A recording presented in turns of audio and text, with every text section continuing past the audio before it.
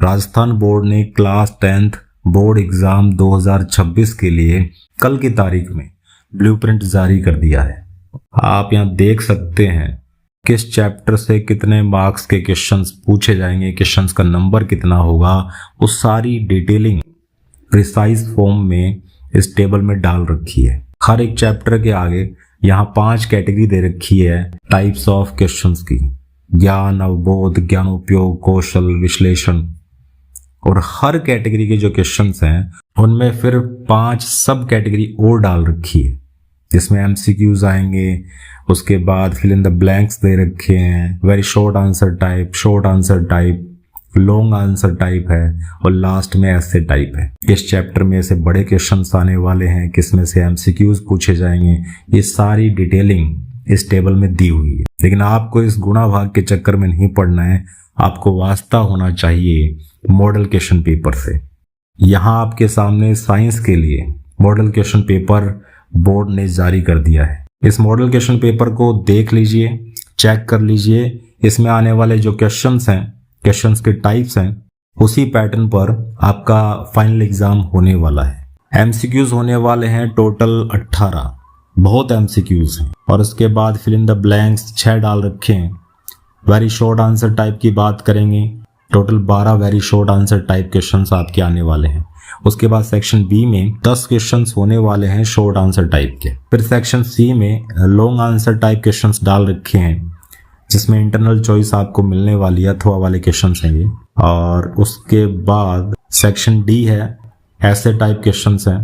यहाँ पर भी आप चेक कर सकते हैं, इंटरनल चॉइस आपको मिलने वाली है। इसका सॉल्यूशन मैं आपको करवाने वाला हूँ।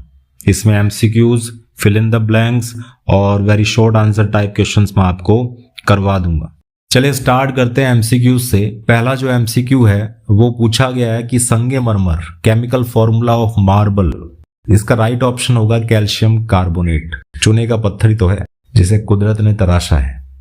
उसके बाद हमें दिया गया है डाइल्यूट हाइड्रोक्लोरिक एसिड, जिसे डाला जाता है आयरन फिलिंग पर। लोहे का चूर्ण है, पाउडर है अपने पास, उसके ऊपर जब हाइड्रोक्लोरिक एसिड डाला जाता है डाइल्यूट वाला तो क्या होता है? तो अपने कहेंगे हाइड्रोजन गैस और iron chloride are formed. A option इसका राइट आंसर है। एक ऐसा मेटल जो रिएक्शन करता है ऑक्सीजन के साथ और उसे एक हाई मेल्टिंग पॉइंट वाला कंपाउंड बनता है, जिसको गलाने के लिए, जिसको मेल्ट करने के लिए हाई टेम्परेचर चाहिए, ऐसा कोई कंपाउंड बनता है और ये कंपाउंड घुल जाता है वाटर में। इस एलिमेंट का नाम क्या है? अपने कहेंगे कैल्शियम। फिर है पूछा गया सबसे ज्यादा रिएक्टिव मेटल कौन सा है? पोटेशियम आएगा, जिंक और कॉपर बीच वाले हैं, गोल्ड है वो लीस्ट में आता है, तभी उसकी ज्वेलरी बनती है। इथेन का फॉर्मूला आपको मालूम है C2H6 है, सभी सिंगल बॉन्ड होते हैं। टोटल इसमें बॉन्ड आप चेक करेंगे तो 7 बनते हैं। कार्बन कार्बन के बीच में एक सिंगल बॉन्ड होता है और 6 बॉन्ड आपके हाइड्रोजन के साथ है, तो 7 कोवलेंट बॉन्ड्स बनेंगे। बेंजीन की स्ट्रक्चर C और D तो हो ही नहीं सकते क्योंकि ये एक क्लोज्ड स्ट्रक्चर होती है, तो या तो A होगा या B। राइट ऑप्शन होगा A। बॉन्ड दिखाने जरूरी है इसमें। फिर है पराग कोश। एंथर में क्या होते हैं? पोलन ग्रेन्स होते हैं। ऐसा कौन सा ऑर्गेनिज्म है जिसमें बडिंग के जरिए एसेक्सुअल रिप्रोडक्शन होता है? इसमें यीस्ट आएगा, फंगस है, एक सिंगल सेल वाला फंगस। उसके बाद ब्रेन है वो किस चीज के लिए रिस्पॉन्सिबल है? सोचने के लिए, हार्ट बीट करने के लिए और बैलेंस बनाना बॉडी का, तो ये सारे काम वो करता है, तो डी ऑप्शन आएगा। फिर है केमिकल कोऑर्डिनेशन। किस में देखा जाता है? प्लांट्स में, जानवरों में, ये दोनों में देखा जाता है। केमिकल कोऑर्डिनेशन का मतलब है हार्मोन, और हार्मोन दोनों में बनते हैं। इसमें ये पूछा गया है कि वो लीस्ट डिस्टेंस कौन सी है डिस्टिंक्ट विजन की एक अडल्ट ह्यूमन के लिए विद नॉर्मल विजन, तो अपने कहेंगे 25 सेंटीमीटर। जो व्हाइट लाइट आ रही है, धूप आ रही है, इसमें कितने कलर होते हैं? 7 होते हैं, बच्चा बच्चा जानता है। फिर पूछा गया है कि इन चारों में से ऐसी कौन सी टर्म है जो कि इलेक्ट्रिक पावर P को रिप्रेजेंट नहीं करती? इसमें बी ऑप्शन आएगा IR²। बाकी तीनों ही फॉर्मूला है इलेक्ट्रिक पावर के। प्रतिरोध, रेजिस्टेंस का मात्रक यूनिट कौन सी है? ओम आएगा। नेक्स्ट एक सोलेनॉइड है, इसके अंदर मैग्नेटिक फील्ड पूछा गया है जिसमें लॉन्ग स्ट्रेट करंट है, सेम एट ऑल पॉइंट्स। इसके अंदर जितने भी पॉइंट्स होंगे उन पर मैग्नेटिक फील्ड है वो सेम रहेगा। इस क्वेश्चंस को पढ़ने के बाद हमें मालूम चला कि इस पर अप्लाई होगा फ्लेमिंग का लेफ्ट हैंड रूल। डायरेक्शन दे रखी है मैग्नेटिक फील्ड की और उसके परपेंडिकुलर एंटर करता है इलेक्ट्रॉन, तो उस पर लगने वाला जो फोर्स है उसकी डायरेक्शन पूछी गई है। करके देखिए, हो जाएगा। आंसर होगा इसमें कागज में भीतर की ओर जाते हुए, इनसाइड द पेपर। फिर इन 4 ऑप्शंस में से कौन सा ऐसा ऑप्शन है जो कि एक फूड चेन को रिप्रेजेंट कर रहा है? बी ऑप्शन आ जाएगा। घास है वो बकरी खाती है, बकरी को इंसान खा जाता है। फिर ऐसा कौन सा ग्रुप है इन 4 ऑप्शंस में से जो कि बायोडिग्रेडेबल है? सभी के सभी। ये ऑप्शंस गलत हैं या फिर ये क्वेश्चन गलत है? अगर क्वेश्चन ये होता कि इनमें से कौन सा ऐसा ऑप्शंस है जिसमें सभी के सभी मटेरियल्स बायोडिग्रेडेबल नहीं है, तब अपना राइट ऑप्शन होता बी, घास, लकड़ी और प्लास्टिक। क्योंकि बाकी जितने भी आप देखोगे वो सब के सब बायोडिग्रेडेबल हैं। अब आते हैं फिल इन द ब्लैंक्स पर। पूछा गया pH value of pure water 7 होता है, डिस्टिल्ड वाटर होता है, ये भाप को ठंडा करके बनाया जाता है।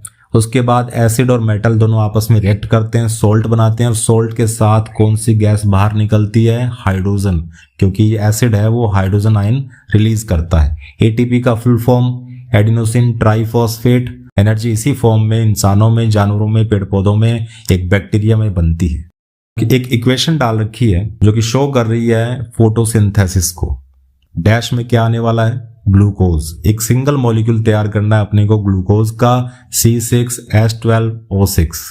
फादर ऑफ जेनेटिक्स पूछा गया, ग्रेगर जॉन मेंडल। फिर है ऐसे कौन से क्रिएचर है जो अपना जेंडर चेंज कर सकते हैं? आप लिख कर आ सकते हैं। स्नेल है जो घोंगा होता है, और एक क्लोन फिश मेरे को याद आ रही है, वो भी अपना जेंडर चेंज कर सकते हैं। बुक में देखकर बताना कि उसमें क्या लिखा हुआ है।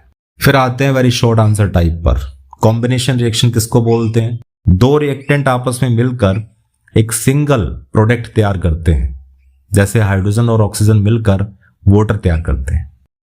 इसमें पूछा कि एक सॉल्यूशन है, न्यूट्रल मानिए सॉल्यूशन को, उसके अंदर हाइड्रोजन आयन की कंसंट्रेशन का क्या असर पड़ेगा? अगर हाइड्रोजन आयन बढ़ेंगे तो अपने कहेंगे वो सॉल्यूशन एसिडिक हो गया है, अगर कम हो रहे हैं तो अपने कहेंगे बेसिक हो गया या लेस एसिडिक हो गया है। एम्फोटेरिक ऑक्साइड्स कौन से होते हैं?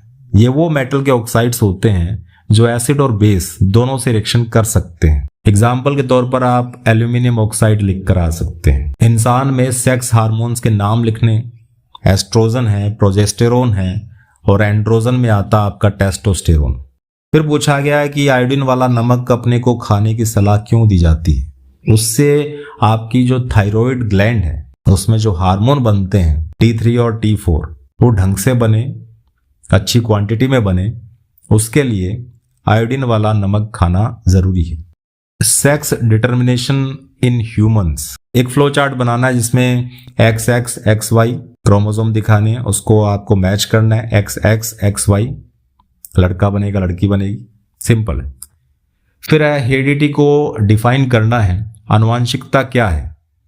एक जेनेटिक कैरेक्टर है, वो एक जनरेशन से दूसरी जनरेशन में ट्रांसफर होता है। इस फिनोमिना को कहते हैं आनुवांशिकता, हेरिडिटी। लेंस और मिरर के फॉर्मूला आपको लिखने हैं, दोनों में साइन का फर्क होता है, लिख कर आ सकते हैं, इजी है। लेंस की पावर को डिफाइन करना है।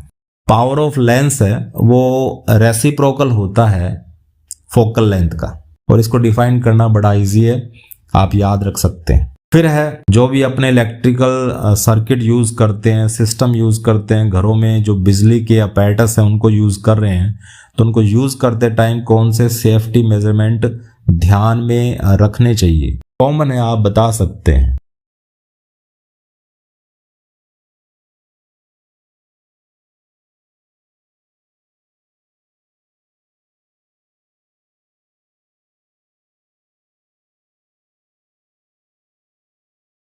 MRI का पूरा नाम magnetic resonance imaging. Trophic level क्या होता है?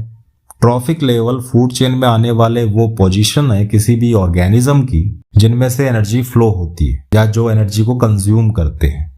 ठीक है। फिर सेक्शन बी में आपको short answer type, section C में लॉन्ग आंसर और सेक्शन डी में ऐसे टाइप क्वेश्चंस देखने को मिलेंगे जो आप कर पाएंगे। कोई बड़ा टास्क नहीं है। फिर भी कोई दिक्कत आती है तो आप पूछ सकते हैं। तब तक के लिए बने रहिए, टिके रहिए एंड इनहेल बायोलॉजी।